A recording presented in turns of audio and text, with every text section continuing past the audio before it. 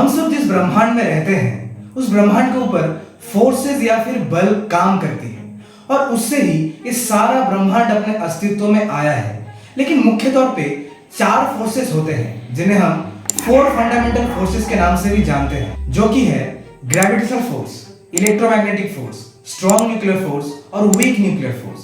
अब इन सब फोर्सेस को हम 2 थ्योरी से इजीली समझा सकते हैं या फिर डिस्क्राइब कर सकते हैं। पहला है जनरल थ्योरी ऑफ रिलेटिविटी और दूसरा है क्वांटम मैकेनिक्स। लेकिन आज हम एक ऐसी थ्योरी के बारे में बात करने वाले हैं जो इन 4 फंडामेंटल फोर्सेस को अकेले ही डिस्क्राइब कर सकता है। तो क्या आप तैयार हैं? चलिए इस अनोखे सफर पर निकलते हैं और देखते हैं कि कैसे ये थ्योरी हमारे ब्रह्मांड के रहस्य को समझाने में मदद करती है। जैसे कि मैंने आपको पहले ही बताया कि ये एक ऐसी थ्योरी है जो सारे फोर्सेस को अकेले ही डिस्क्राइब कर सकती है और इसीलिए इस थ्योरी को द थ्योरी ऑफ एवरीथिंग भी कहा जाता है। लेकिन इस थ्योरी को समझने से चलिए पहले 4 फंडामेंटल फोर्सेस को थोड़े अच्छे से समझने की कोशिश करते हैं और देखते हैं कि इस थ्योरी की जरूरत हमें क्यों पड़ी। ग्रेविटेशनल फोर्स के बारे में आप सब तो जानते ही हो, हमें बचपन में साइंस की किताब में इसे पढ़ाया गया है। ये फोर्स 4 फंडामेंटल फोर्सेस में सबसे कमजोर होती है, लेकिन इसका दायरा सबसे ज्यादा होता है और इसके ही वजह से सारे ग्रह सूर्य के चक्कर काट रहे हैं। अब अगर इलेक्ट्रोमैग्नेटिक फोर्स की बात करें तो इसे समझना ज्यादा मुश्किल नहीं होगा, क्योंकि हम सब अपने डेली लाइफ में इसे यूज करते ही हैं। जी हाँ, मैं इलेक्ट्रिक और मैग्नेटिक फोर्स की ही बात कर रहा हूँ। पहले इलेक्ट्रिक और मैग्नेटिक फोर्स को अलग अलग समझा जाता था, लेकिन सर मैक्सवेल के सिद्धांत के बाद इसे इलेक्ट्रोमैग्नेटिक फोर्स के नाम से जाना जाने लगा। अब आता है स्ट्रॉन्ग न्यूक्लियर फोर्स की तरफ। ये चारों फंडामेंटल फोर्सेस में सबसे ज्यादा स्ट्रॉन्ग होता है, क्योंकि ये एटम के अंदर प्रोटॉन और न्यूट्रॉन को एक साथ पकड़ के रखता है। वीक न्यूक्लियर फोर्स भी एक ताकतवर फोर्स होता है, लेकिन इसका दायरा बहुत कम होता है। बीटा डीके फिनोमेना इसके वजह से ही होते हैं। अब इन सब फोर्सेस को 2 थ्योरी से डिस्क्राइब किया जाता है। बेसिकली बड़े बड़े ऑब्जेक्ट जैसे सेलेस्टियल बॉडी के लिए general theory of relativity and छोटे से छोटे माइक्रोस्कोपिक बॉडी के लिए क्वांटम मैकेनिक्स।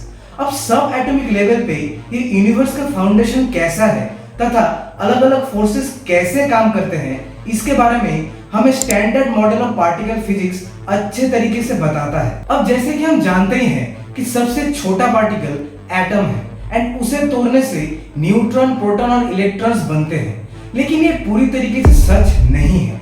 इससे भी छोटे भाग में जाया जा सकता है। Standard model of particle physics के अकॉर्डिंग ब्रह्मांड में जो कुछ भी मौजूद है वो 12 बेसिक बिल्डिंग ब्लॉक से बनते हैं, जिसमें 6 क्वार्क्स होते हैं, जिन्हें कुछ इस तरह से नाम दिया गया है: up, down, charm, strange, top और bottom. For example protons 2 up quark और एक डाउन क्वार्क से मिलकर बनते हैं।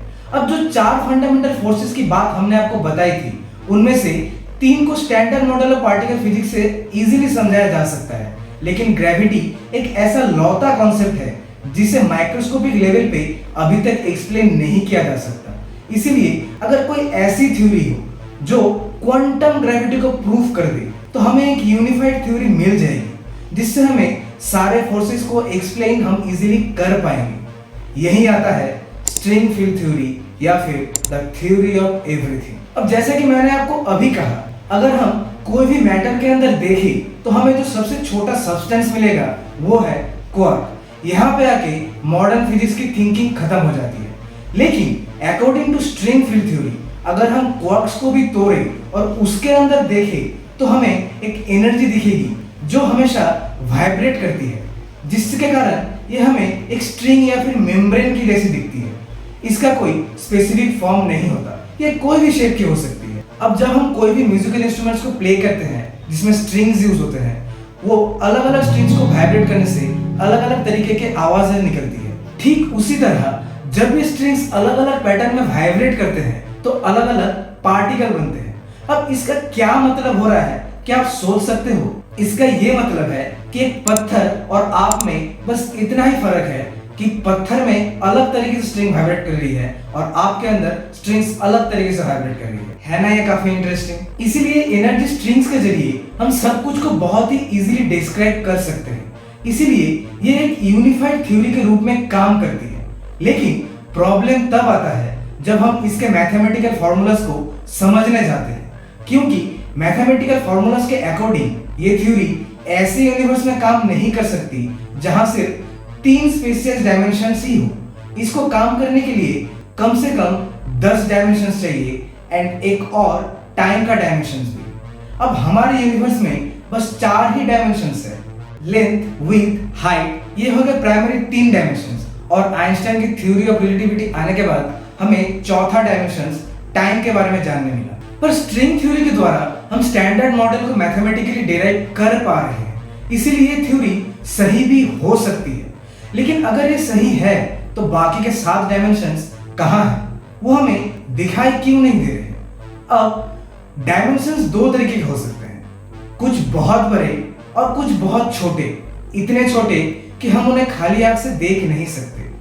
अब एग्जांपल के तौर पे मान लीजिए कि आप दूर से एक वायर को देख रहे हो। वो वायर आपके लिए 1 डायमेंशन होगी, लेकिन उस पर चल रही चींटी के लिए वो 3rd डायमेंशन हो सकती है। तो प्रोबेबली ये हो सकता है कि बाकी के डायमेंशन हमारे सामने ही हो, पर वो हमें दिखाई नहीं देती। अब जो मेन प्रॉब्लम आ रही थी क्वांटम ग्रेविटी को लेके, ये उसको भी डिस्क्राइब करती है। जब स्ट्रिंग थ्योरी अपने स्टार्टिंग डेज में थी, तब इसके अनुसार एटम के अंदर एक मासलेस पार्टिकल भी होना चाहिए था, पर ऐसा कुछ भी हमें नहीं मिला था। पर कुछ सालों बाद जब साइंटिस्टों ने इसके इक्वेशंस को फिर से देखा, तब उन्हें यह पता चला कि ये जो मासलेस पार्टिकल था, ये और कुछ नहीं, ये ग्रेविटी को डिस्क्राइब कर रही थी। इसीलिए इसे ग्रेविटॉन्स का नाम दिया गया। लेकिन प्रैक्टिकल लाइफ में हमें ग्रेविटॉन्स नाम का अभी तक कोई भी पार्टिकल नहीं मिला है, इसीलिए ये अभी तक भी एक हाइपोथेटिकल पार्टिकल ही है। अब स्ट्रिंग थ्योरी के भी कुछ अलग अलग भाग हैं। वैज्ञानिकों ने अपने अपने समझ और थॉट्स के अकॉर्डिंग 6 टाइप की स्ट्रिंग थ्योरी दी है, लेकिन सब में बेसिक आइडिया सेम ही है। लेकिन फिर सवाल ये आता है कि क्या ये थ्योरी सही है?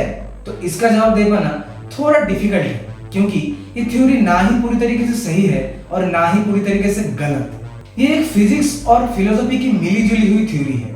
ये थ्योरी बिग बैंग की भी बात करती है। हालांकि हमने बिग बैंग के ऊपर एक ऑलरेडी वीडियो बना कर रखा है, आप इसे आई बटन पर क्लिक करके देख सकते हो। स्ट्रिंग थ्योरी के ऊपर अभी भी काम चल रहा है और ये जरूर कुछ ऐसे अनसुलझे रहस्यों से पर्दा उठाएगी जिससे हमें हमारे ब्रह्मांड को जानने में मदद होगी।